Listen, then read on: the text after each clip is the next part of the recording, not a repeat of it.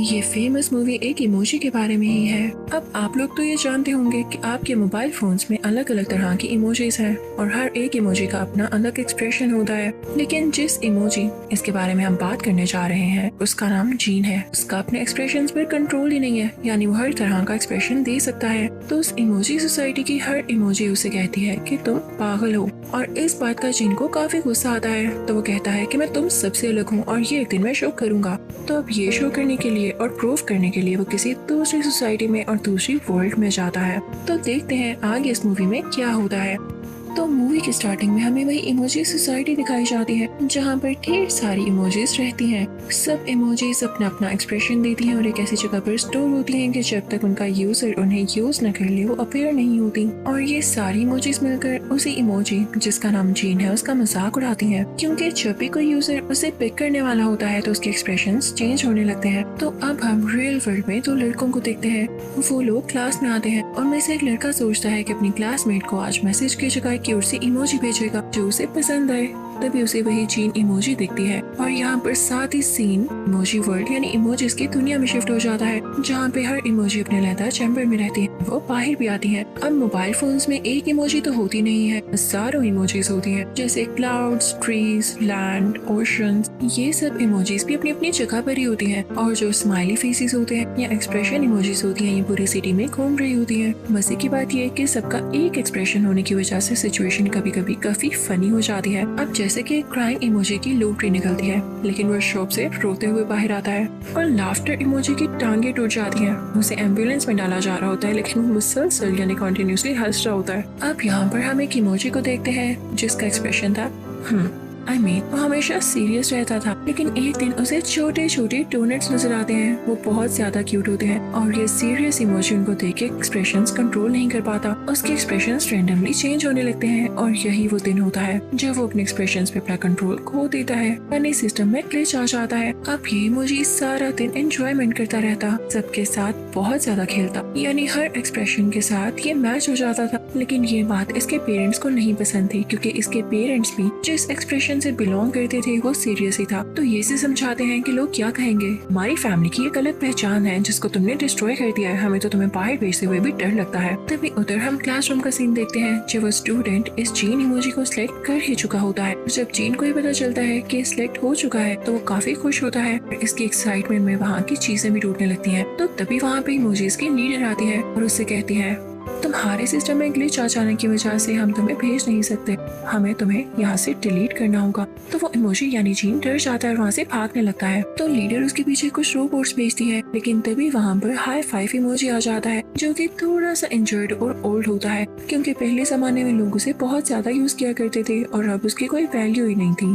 तो वो जीन का दुख समझ सकता था कि रिजेक्ट होना कैसा लगता है। अब हाई फाइव इमोजी जीन को बताता है कि एक फीमेल हैकर है, वो तुम्हारे ग्लिच को ठीक कर सकती है और तुम्हें दोबारा से ट्रेंडिंग में ला सकती है। अब वो लोग उसके पास जाते हैं, लेकिन तभी उनके पीछे वो रोबोट्स आ जाते हैं। ये तीनों के तीनों कैंडी क्रश में फंस जाते हैं, जहाँ से वो फीमेल हैकर और हाई फाइव तो निकल आते हैं, लेकिन जीन अंदर ही स्टक हो जाता है। काफी कोशिश के बाद उसको भी बाहर निकाल लिया जाता है। अब ये लोग एक ऐसी गेम में आते हैं जो कि डांसिंग गेम होती है। ये सब उसमें डांस करने लगते हैं और ये इस मूवी का बेस्ट पार्ट है। अब यहाँ डांस करते करते उस फीमेल हैकर की कैप उतर जाती है, तो जीन को पता चलता है कि तो क्वीन इमोजी है और ये भी अब ट्रेंडिंग में नहीं रही है। तो यहाँ पर उसे ये पता चलता है कि ये एक पुरानी क्वीन थी और उसके पुराने तरीकों को इमोजी सोसाइटी में पसंद नहीं किया जाता था, तो इसलिए वो खुद को रिवील ही नहीं करती है। लेकिन उस फीमेल हैकर यानी क्वीन इमोजी को ये बिल्कुल अच्छा नहीं लगता कि उसका राज किसी को पता चल गया, तो वो वहाँ से भाग जाती है और इस चीज का फायदा उठाते हुए वो रोबोट्स दोबारा से उनके पीछे आ जाते हैं। रोबोट्स उन पर अटैक करने लगते हैं, जिसकी वजह से क्लासरूम में बैठे हुए स्टूडेंट के मोबाइल में एरर आने लगता है और ये डांसिंग ऐप जो कि उसने न्यूली इंस्टॉल की होती है उसमें सॉन्ग्स ऑटोमेटिकली प्ले होने लगते हैं। तो वो जल्दी में उस ऐप को फोर्स स्टॉप करके अनइंस्टॉल कर देता है,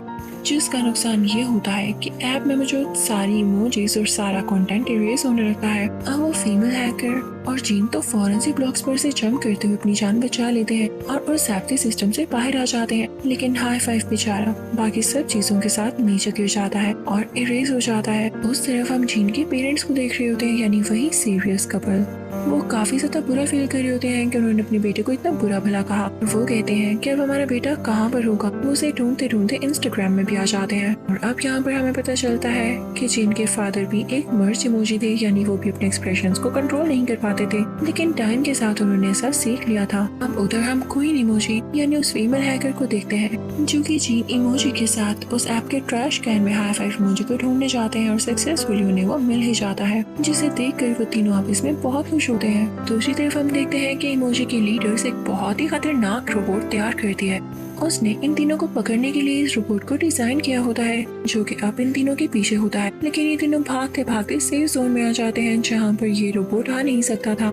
वहाँ इन्हें एक फायरवॉल दिखती है और ये लोग प्लान करते हैं कि हम यहाँ से स्काई में जाएंगे, लेकिन स्काई तक जाने के लिए इन्हें फायरवॉल को पीछे हटाना था और उसके लिए पासवर्ड की जरूरत थी जो कि उसी स्टूडेंट के मोबाइल का था। तो ये लोग कई रैंडम ट्राइज करते हैं लेकिन यानी पासवर्ड लग ही नहीं रहा होता। तो तभी जीन इमोजी कहता है कि अगर मैं इंसान होता तो मैं अपनी दोस्त के नाम पर अपना पासवर्ड रखता। तो यहाँ पर हाई फाइव कहता है कि हाँ, उस लड़के ने अपनी दोस्त के लिए एक मेल तो लिखी थी। वो उस मेल को खोलकर उसकी दोस्त का नाम पढ़ते हैं और वही पासवर्ड में मिलाते हैं तो पासवर्ड मिल जाता है और फायरवॉल खुल जाती है। तभी यहाँ पर वो क्वीन इमोजी यानी फीमेल हैकर जीन से पूछने लगती है कि तुम्हारा क्या प्लान है, तुम ठीक होना चाहते हो या इसी तरह रहना चाहते हो, एक्सप्रेशंस के किंग। हाँ, तो जीन कहता है यार मैं थोड़ा कंफ्यूज हूँ, मुझे क्या करना चाहिए। वो हाई फाइव से भी सजेशन लेता है लेकिन वो दोनों किसी डिसीजन तक पहुंच ही नहीं पा रहे होते। तो फीमेल हैकर उससे बोलती है कि ठीक है, जिस काम के लिए तुम मेरे पास आए थे हम उसी पर फोकस रखते हैं, मैं तुम्हारा एरर ठीक कर रही हूँ, ठीक है। लेकिन तभी वहाँ पर वो खतरनाक रोबोट आ जाता है जो कि जीन को पकड़ के अपने साथ ले जाता है। हाई फाइव उसके पीछे तक उसे बचाना चाहता है लेकिन कुछ भी नहीं कर पाता। तो वो फौरन से उस फीमेल हैकर के पास आता है और उसे कहता है जल्दी करो, हम इसको बचाने जाना होगा। लेकिन यहाँ पर सिर्फ 3 मिनट बचे थे और उसके बाद जीन को डिस्ट्रॉय कर दिया जाना था, यानी उस इमोजी वर्ल्ड से खत्म कर दिया जाना था, जिसके बाद वो इमोजीज में भी शो नहीं होगा। तो अब यहाँ पर फीमेल हैकर अपना कॉस्ट्यूम उतारती है, अपने असली रूप यानी क्वीन इमोजी में आ जाती है और ट्विटर बर्ड को बुलाती है। अब उस पर बैठते हुए ये दोनों वहाँ पर पहुँच जाते हैं जहाँ पर जीन इमोजी को ले जाया गया। अब उस तरफ हम देखते हैं कि इमोजीज के लीडर यही बात कर रही होती है कि जल्द ही हमें इसको डिस्ट्रॉय करना होगा और वो इस बात के लिए रोबोट को भी ऑर्डर दे देती है। लेकिन तभी वहाँ पर जीन के पेरेंट्स आते हैं और उस लेडी से कहते हैं हमारे बेटे को कुछ नहीं करना, क्योंकि मैं भी पहले ही ऐसा हुआ करता था, लेकिन मैंने अपने एक्सप्रेशंस कंट्रोल किए हैं, मैं भी तो ठीक हो गया हूँ, ये भी ठीक हो जाएगा। Queen emoji high five time पर पहुंच जाते हैं। वहाँ पर वो क्वीन इमोजी आकर अपनी हैकिंग स्किल्स का इस्तेमाल करते हुए यानी यूज करते हुए उस रोबोट को ही जैम कर देती है। जब लीडर उसके सामने आती है तो वो रोबोट लकीली लीडर पर ही गिर जाता है, जिससे वो उसके नीचे ही प्रेस हो जाती है। अब उधर हम उसी स्कूल स्टूडेंट को देखते हैं जिसका मोबाइल काफी हैंग हो रहा होता है। तो एक शॉप पर आता है और उसे कहता है कि मेरे मोबाइल को ठीक कर दो।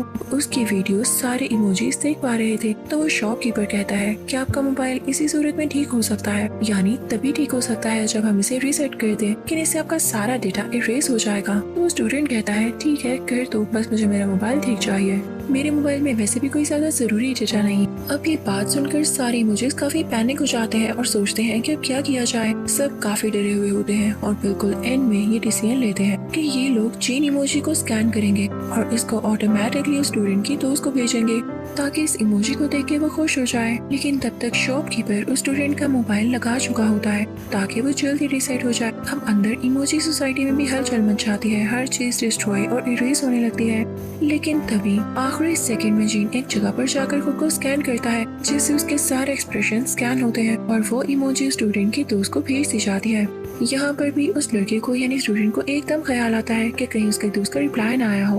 वो फौरन से अपने मोबाइल से वो प्लग उतार देता है जिससे वो मोबाइल रीसेट हो रहा था, तो उसका डेटा रीस्टोर होने लगता है। अब उधर जब उसकी दोस्त को इमोजी रिसीव हुई होती है तो वो काफी खुश हो रही होती है ये देख के कि कितनी यूनिक इमोजी है और उसकी दोस्त ने ही उसे पहली बार भेजी है।